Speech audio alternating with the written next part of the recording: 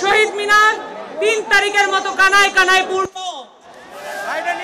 3 তারিখে আমাদের এক দফা দাবি ঘোষণা করা হয়েছিল, ফ্যাসিবাদী ব্যবস্থার বিলোপ ও নতুন রাজনৈতিক বন্দোবস্ত। অভ্যুত্থানের 5 মাস পরেও আমরা দেখি নাই জুলাই প্রক্লামেশনের কোনো উদ্যোগ কেউ গ্রহণ করেছে।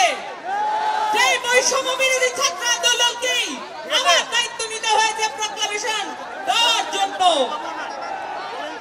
আমাদের উদ্যোগের পরে আমরা দেখেছি সরকার উদ্যোগ নিয়েছে জুলাই প্রক্লামেশন তারা ঘোষণা করবে, সকল ছাত্র জনতা রাজনৈতিক পক্ষকে সাথে নিয়ে।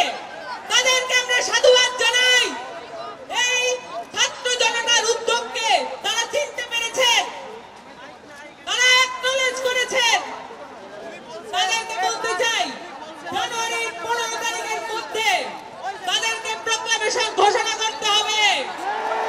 ধন্যবাদ ছাত্র জনতা। আবারও 3 তারিখের মতো এবং 31 ডিসেম্বরের মতো আবারও লাখে লাখে ছাত্র জনতা নেমে আসবে।